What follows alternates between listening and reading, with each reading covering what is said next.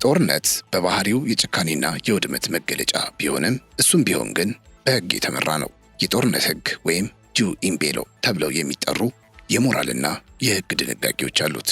እነዚህ ሕጎች የጦርነትን አሰቃቂነት ለመቀነስ፣ በጦርነት ውስጥ የማይሳተፉ ንጹሐንን ለመጠበቅና የታጠቁ ኃይሎች ሊጠቀሙባቸው የሚፈልጉ የጦር መሳሪያዎችን ገደብ ለመወሰን የታለሙ የህሊና ድምጾች ናቸው። በጦር ሜዳ ላይ የሚፈሰው ደም ልክ እንደሌለው ሁሉ ያንን ደም የሚገታው የሕግ አጥር ካልተገነባ ደግሞ የሰው ልጅ ወደ አውሬነት መለወጡ አይቀሬ ነው። በመሆኑም እነዚህ ሕጎች በጠመንጃ አፈሙዝ ፊት ለቆሙ ንጹሐን እንደ ጋሻ፣ ለቆሰሉ ወታደሮች ደግሞ እንደ ተስፋ ጭላንጭል የሚያገለግሉ ዓለም አቀፍ ቃል ኪዳኖች ናቸው። ይሁን እንጂ እነዚህ የሰው ልጅ የመጨረሻ መጠጊያ የሆኑ ሕጎች ሲጣሱና የጦርነት ስልቶች ወደ ንጹሐን መኖሪያ ሲያዘነብሉ የዓለም የህሊና ድምፅ የሆኑት እንደ ሂውማን ራይትሶች ያሉ ተቋማት መረጃና ማስረጃዎችን በመጠቀም ጥሰቶችን ለዓለም ይፋ ያደርጋሉ ተብሎ ይታመናል። ዛሬም ሂውማን ራይትስ ይፋ ያደረገው ሪፖርት የዚሁ አንድ ማሳያ ነው።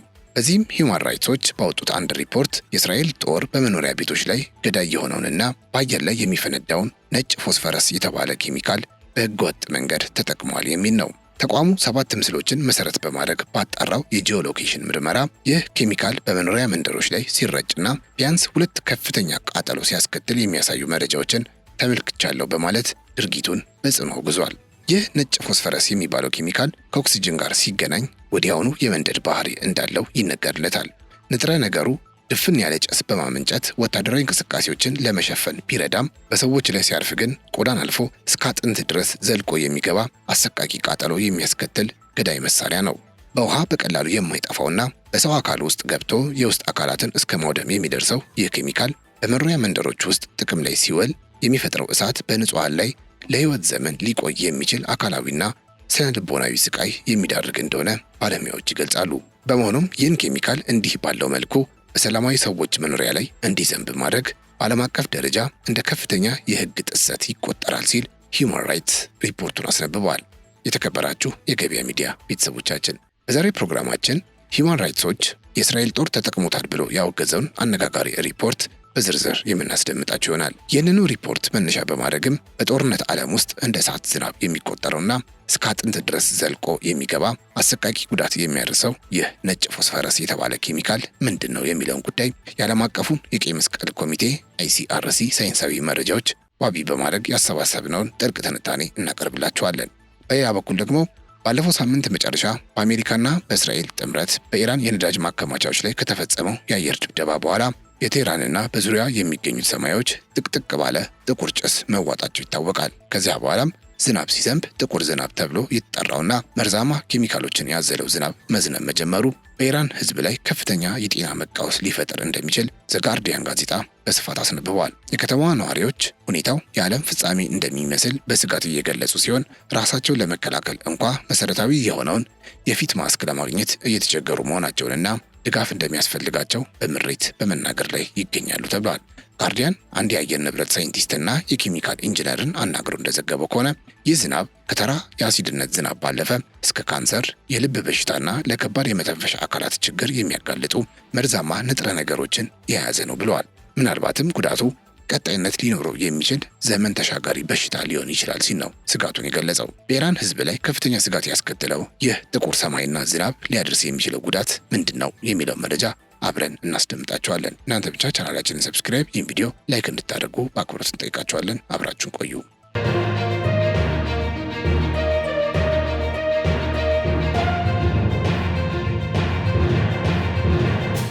ከኢራን እንጀምር።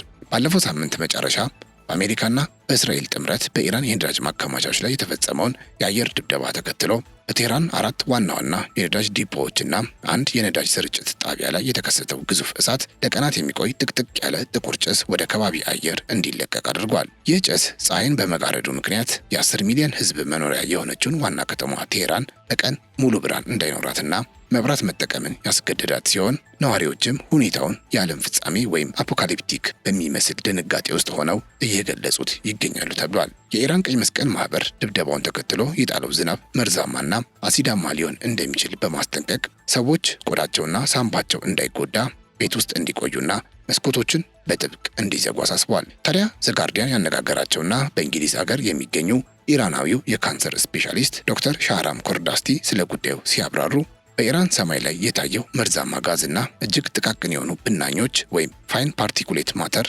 የሰዎችን ዓይንና የመተንፈሻ አካላትን በከፍተኛ ሁኔታ ሊያቆስሉ ይችላሉ ብለዋል። እንደ ባለሙያው ትንታኔ ይህ ሁኔታ አስምን፣ የሳምባና የልብ በሽታን ከማባባሱም ባለፈ ለተለያዩ የካንሰር አይነቶች ተጋላጭነትን በከፍተኛ ሁኔታ ይጨምራል ሲሉ ሁኔታው እጅግ እንዳሳሰባቸው ይናገራሉ።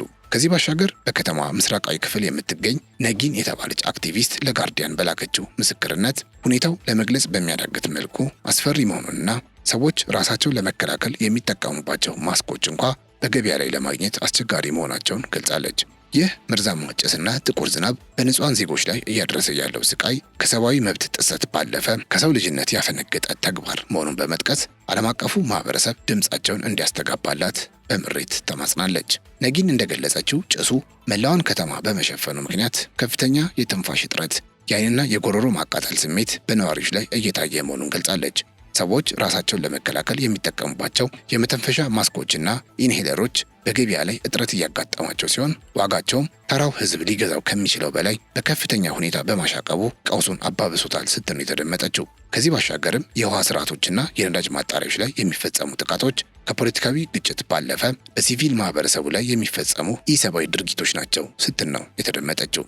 ታዲያ የኢራን ቀይ መስቀል ማህበርም እነዚህ መርዛማ ኬሚካሎች ወደ አሲድ ዝናብነት ተቀይረው ቆዳንና ሳምባን ሊጎዱ እንደሚችሉ በመግለጽ ዝናብ ከዘነበ በኋላ ሰዎች የአየር ማቀዝቀዣዎችን ወይም ኤሲ እንዳያበሩ፣ ወዲያውኑ ወደ ውጭ እንዳይወጡና ክፍት የሆኑ ምግቦችንም እንዳይመገቡ በጥብቅ አሳስበዋል። በተጨማሪም ነዋሪዎች ግዴታ ካልሆነባቸው በቤት ውስጥ እንዲቆዩና ወደ ውጭ በሚወጡበት ወቅትም ማስክ እንዲያደርጉ መክረዋል። በሌላ በኩል ይህ መርዛማ ዝናብ በህንፃዎች በመንገዶችና በመኪኖች ላይ ጥቁር ዝቃጭ ጥሎ የሚያልፍ በመሆኑ ከደረቁ በኋላ በኃይለኛ ነፋስ አማካኝነት ተመልሰው ወደ አየር ሊበተኑና ብክለቱን ዘላቂ ሊያደርጉት እንደሚችሉ ባለሙያዎች አስጠንቅቀዋል። የጦርነቱ ውርስ የሆነው ይህ አካባቢያዊ ውድመት በውሃ ውስጥ በመግባትና የሰው ልጅ የመጠጥ ውሃ ምንጮችን ጭምር ሊበክል ስለሚችል ጉዳቱ ከአሁኑ ትውልድ አልፎ ለቀጣይም ሊተርፍ የሚችል ስጋት ነው ተብሏል። በጥቅሉ ይህ በኢራን ሰማይ ላይ እየታየ ያለው ጥቁር ጭስ ህዝቡ ላይ የሚፈጥረው ጉዳት በቀላል ሊታይ እንደማይገባው ነው ባለሙያዎች እየገለጹት የሚገኙት።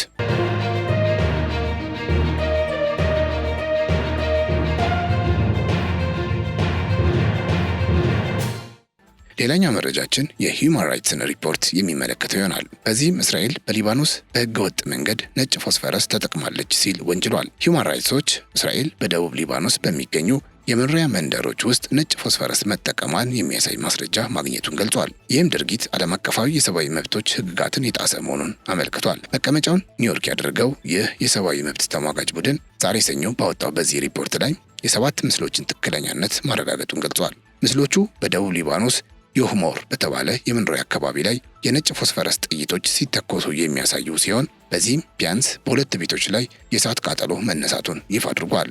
በሂውማን ራይትሶች የሊባኖስ ተመራማሪ የሆኑት ራምዚ ካይስ የእስራኤል ጦር በመኖሪያ አካባቢዎች ላይ በህገወጥ መንገድ ነጭ ፎስፈረስን መጠቀሙ እጅግ አሳሳቢ ከመሆኑም በላይ በሰላማዊ ሰዎች ላይ አስከፊ መዘዝ ያስከትላል ብለዋል። አክለውም የነጭ ፎስፈረስ የማቃጠል ባህሪ ለሞት ወይም ለህይወት ዘመን ስቃይ ለሚዳርግ አሰቃቂ አካላዊ ጉዳት ሊያጋልጥ ይችላል ሲሉ ነው የተደመጡት።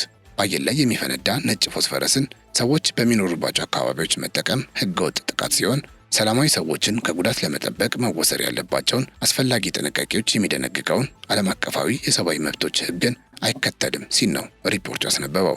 ይህ ንጥረ ነገር ከኦክሲጅን ጋር ሲገናኝ የሚቀጣጠል ሲሆን ቤቶችን፣ የእርሻ ቦታዎችንና ሌሎች የሲቪል ንብረቶችን ሊያቃጥል ይችላል። ነጭ ፎስፈረስ በጦርነት ውስጥ ካሉ እጅግ አሰቃቂ የጦር መሳሪያዎች መካከል አንዱ ተደርጎ የሚወሰድ ሲሆን ዋነኛ መለያውም ከኦክሲጅን ጋር እንደተገናኘ ወዲያውኑ የመቀጣጠልና እጅግ ከፍተኛ ሙቀት የመፍጠር ባህሪው ነው።